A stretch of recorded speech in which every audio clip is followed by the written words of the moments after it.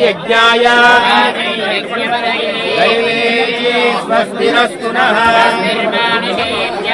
ऊर्ध्वं जिगातु भेषजम् चतुष्पदे शान्तिः ॐ हिरण्यवृक्षाय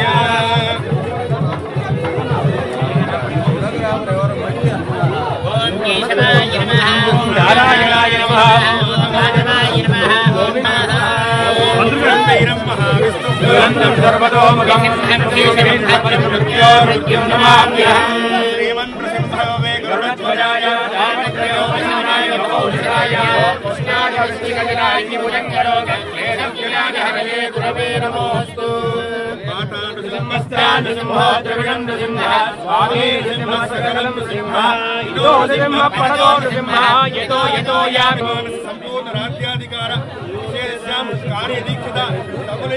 समस्त प्रतिबंधक संतु यजमानस्य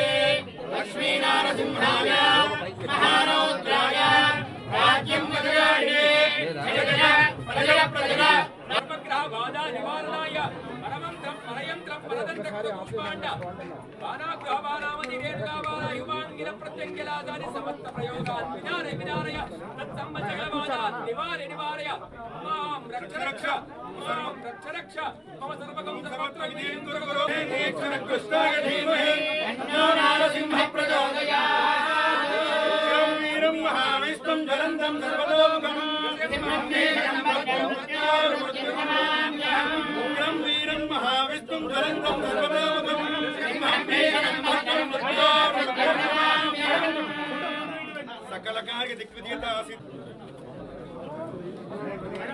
అన్న కొంచెం క్యాప్ చెప్తారు కదా కొంచెం ఓకే అలా మీరు ఏమనుకోదు కెమెరా అడ్డు వచ్చిన బాధ కానీ క్యాప్ వస్తుంది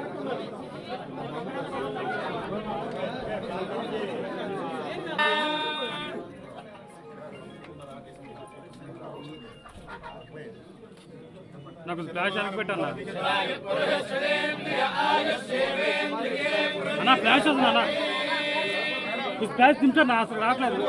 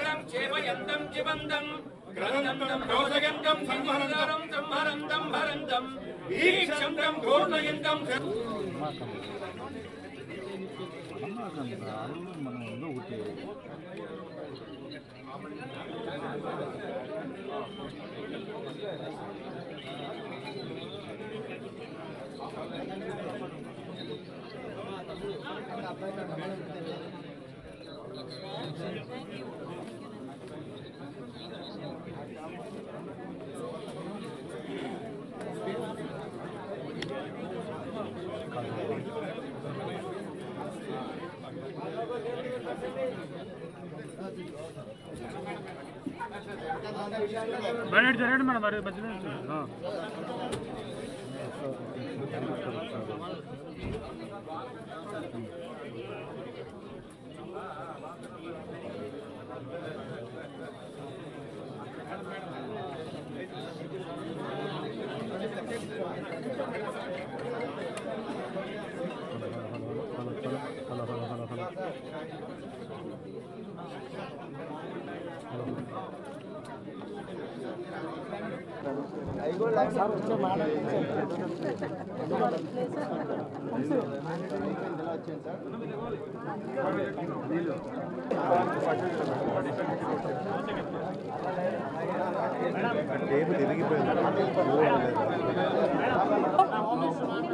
అందరికీ కూడా ఈరోజు ఆంధ్రప్రదేశ్ రాష్ట్ర హోమ్ మినిస్టర్గా ఈరోజు ఫస్ట్ సిగ్నేచర్ అదేవిధంగా ఛార్జ్ కూడా తీసుకోవడం జరిగింది.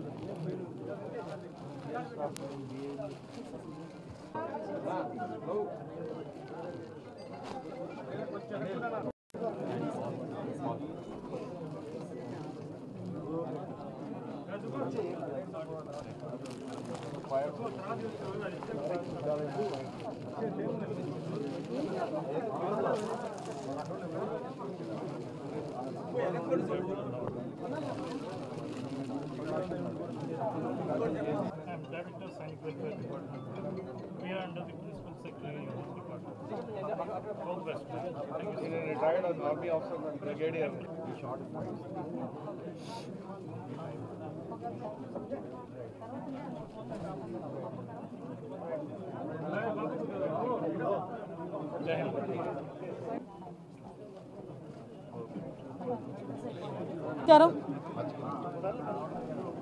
ఆంధ్రప్రదేశ్ రాష్ట్ర ప్రజల దయ వల్ల ముఖ్యంగా పాయకరావుపేట నియోజకవర్గ ప్రజల ఆశీస్సులతో చంద్రబాబు నాయుడు గారి ఆశీస్సులతో లోకేష్ బాబు గారి తాలూకా మాకు కృషితో ఈరోజు ఆంధ్రప్రదేశ్ రాష్ట్ర హోమ్ మినిస్టర్గా బాధ్యతలు తీసుకోవడం జరిగింది. ఈరోజు అందరికీ కూడా మా అందరికీ కూడా గుర్తుండిపోయే రోజు. ఎందుకంటే ఎన్నో స్ట్రగుల్స్ ఫేస్ చేసి ఈరోజు అధికారంలోకి వచ్చిన తర్వాత కూడా సామాన్య మధ్యతరగతి కుటుంబానికి సంబంధించిన నేను ఒక సామాన్య టీచర్ని హోమ్ మినిస్టర్గా చేసిన చంద్రబాబు నాయుడు గారికి, లోకేష్ గారికి, పవన్ కళ్యాణ్ గారికి, ఎన్డీఏ లీడర్స్ అందరికీ కూడా, ముఖ్యంగా నా పాయకరపేట నియోజకవర్గ ప్రజలందరికీ కూడా పేరు పేరున ధన్యవాదాలు, నమస్కారాలు తెలియజేసుకుంటున్నా. ఏదైతే చంద్రబాబు నాయుడు గారు మా మీద పెట్టిన ఈ గురుతర బాధ్యతని సమర్థవంతంగా నిర్వహిస్తామని, దానికి ప్రతి ఒక్కరు కూడా సహాయ సహకారాలు అందించాలని నేను మనస్ఫూర్తిగా కోరుకుంటున్నా. ఏదైతే లాస్ట్ 5 yearsలో లా అండ్ ఆర్డర్ విషయంలో చాలా ఇబ్బందికరమైన పరిస్థితులు ప్రజలందరూ ఎదుర్కొన్నారు.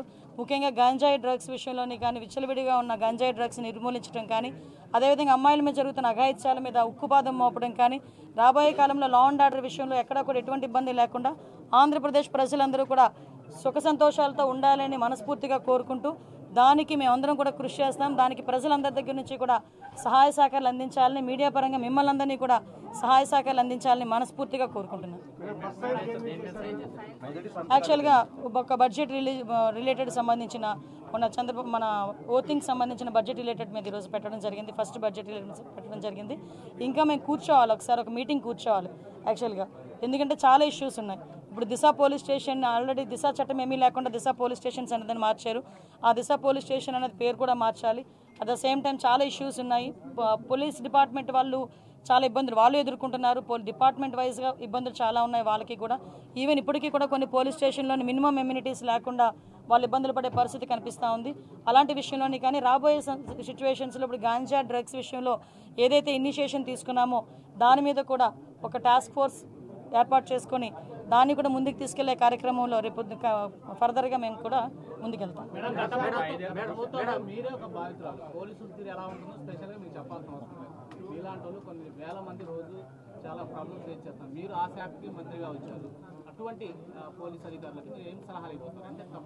సలహా కాదండి, ఇక్కడ ఒకటి ఏంటంటే అదంటే నేను చాలా సందర్భాల్లో చెప్తుంటాను, యథా రాజా తదా క్యాడ్, అట్ ద సేమ్ టైం యథా రాజా తదా సైనిక్. ఓకే, రాజు ఎలా ఉంటే సైనికులు అలాగే ఉంటారు. ఈరోజు రాజు మారాడు, సైనికులు ఆటోమేటిక్గా మారాలి. That's it. ఎందుకంటే ఇంతకు ముందులాగే మేము వ్యవహారం చేస్తాము, ఇంతకు ముందులాగే మేము బిహేవ్ చేస్తామంటే కనుక అటువంటి సిచ్యువేషన్స్లో నేను చార్జ్ తీసుకోక ముందే చెప్పాను పోలీస్ డిపార్ట్మెంట్ వాళ్ళకి, అటువంటి వాళ్ళు ఎవరైనా ఇంకా బ్లడ్ అలా నడుస్తూ ఉంది అనుకుంటే కనుక ప్లీజ్ మీరే పక్కకు తప్పుకుంటే పని చేసే వాళ్ళు వస్తారు. నేను ఈ రోజు ఏదో చంద్రబాబు నాయుడు గారికో, పవన్ కళ్యాణ్ గారికో, ఎన్డీఏ లీడర్స్కో మాకో పనిచేయమని చెప్పట్లే. ప్రజలకు అనుగుణంగా పనిచేయండి, ప్రజా రక్షణ విషయంలో పనిచేయండి. మీరు ఏదైతే కాకి డ్రెస్ వేసుకున్నారో దానికి గౌరవంగా మీరు అందరూ పనిచేయండి అని చెప్తున్నా. దాని మీద నేను ఈ రోజుకి కూడా స్టాండ్ అయి ఉన్నా. నేను ప్రతిపక్షంలో ఉన్నప్పుడు అదే మాట చెప్పాను, అధికారంలోకి వచ్చి హోమ్ మినిస్టర్ అయిన తర్వాత కూడా అదే మాట చెప్తున్నా. దీనిలో ఎక్కడ కూడా డీవియేషన్ లేదు. సోషల్ మీడియా వ్యవహారంలో ఎవరి మధ్య జరుగుతున్నారు, దాని మీద చాలా కేసులు పెడుతున్నా కూడా కోర్టు మీద కామెంట్ చేసిన కూడా పరిస్థితులు అట్లే ఉన్నాయి. దాని మీద స్పెషల్గా మీరు ఏమైనా దృష్టి పెడతారు? కంపల్సరీగా అండి. ఎందుకంటే ఇప్పుడు సోషల్ మీడియాలో మాట్లాడేది ఎలా ఉందంటే ఏదో వాక్ స్వతంత్రం ఉంది కదా అని నోటుకొచ్చినట్టు ఎక్కడ పడితే అక్కడ చాలా వల్గర్గా మాట్లాడడం, అది కూడా కొంత అవతల వాళ్ళ మనోభావాలు దెబ్బతీసేటట్టుగా మాట్లాడడం, ఇవన్నీ కూడా చూస్తున్నాం. మీరు అబ్జర్వ్ చేసే ఉన్నారు, లాస్ట్ టైము ఉన్న గవర్నమెంట్లో ఇంట్లో ఆడవాళ్ళని కూడా బయటకు తీసుకొచ్చి మాట్లాడిన సందర్భాలు కూడా ఉన్నాయి. ముఖ్యంగా వాటి విషయంలో కోర్టులు ఇన్వాల్వ్ అయినా జడ్జెస్ గురించి కూడా మాట్లాడిన సందర్భాలు ఉన్నాయి. అంటే వాళ్ళు ఏమనుకుంటున్నారంటే సోషల్ మీడియా అంటే నా పెన్ను, నా పేపరు, నాకు నచ్చింది రాసుకుంటాను అంటారు. కానీ నీకు నచ్చింది రాసుకుంటే నువ్వు ఇంట్లో బీరోలో పెట్టుకోవాలి, అంతేగాని పబ్లిక్ డొమైన్లో పెడితే అది పబ్లిక్ అవుతుంది. కాబట్టి అటువంటి విషయాలు కంపల్సరీ కోర్టు, లాయర్ డిపార్ట్మెంట్ లీగల్గా కూడా దాని మీద నేను ఒకసారి చూసుకుంటాను, మాట్లాడతాను. నేను ఒకటి మాత్రం చెప్పగలనండి, ఏదో అనుకోవచ్చు అనిత హోమ్ మినిస్ట్రీకి వచ్చింది అమ్మాయికి ఏం తెలుసు. నిజంగానే హోమ్ మినిస్ట్రీలో నాకు ఓనమాలంటే ఇప్పటికిప్పుడు నేర్చుకుంటున్నా, ఇంకా నేర్చుకుంటా. యాజ్ పర్ లానే వెళ్తాం, ఎక్కడ కూడా డీవియేషన్ అనేది ఉండదు. ఎవరైతే తప్పు చేశారో తప్పు చేసిన వాళ్ళకి ఎట్టి పరిస్థితుల్లోనే శిక్ష మాత్రం పడుద్ది. అందులో ఎప్పుడో మేము చాలా రోజులైపోయింది మా మీద కేసులు పెట్టేసి మేము బెయిల్స్ మీద బయటకు వచ్చేసాం అనడానికి కూడా లేదు. ఆల్రెడీ బెయిల్ మీద బయటకు వెళ్ళిపోయిన వాళ్ళని కూడా తీసుకొచ్చి మళ్ళీ కేసులు ఓపెన్ చేసే పరిస్థితులు కూడా చాలా ఉన్నాయి, వాళ్ళు అదే రకంగా ఉంటాయి కనుక. సో అలాంటి సిచ్యువేషన్స్లో ఎక్కడా కూడా లా అండ్ ఆర్డర్ విషయంలో కాంప్రమైజ్ అయ్యే ప్రసక్తే లేదు. మేడం, మీరు ఒకప్పుడు డీజీపీ ఆఫీస్కి రిప్రజెంటేషన్ వెళ్తే మిమ్మల్ని రానివ్వలేదు. ఇప్పుడు ఆ వ్యవస్థ మీ దగ్గరికి వచ్చింది, ఇప్పుడు మీరు ఎలా ఫీల్ అవుతున్నారు? తలరాత అంటారు కదా, వెయిట్. ఒకటేంటంటే అలాగని కాదు, నేను చాలా సందర్భాల్లో చెప్పాను, నేను ఇప్పటికే చెప్తున్నా, డీజీపీ ఆఫీస్కి వచ్చినప్పుడు వాళ్ళు ఎంటర్ చేసి ఒక రిప్రజెంటేషన్ తీసుకుని ఉంటే మహా అయితే పేపర్లో ఎంత కోలం పడింది. మీరు అక్కడ ఆపి దాన్ని నానాయాగి చేసిన తర్వాత ఆటోమేటిక్గా అవుతుంది, ఫ్రంట్ పేజ్లోకి వస్తుంది. అంత అవసరం ఏముంది?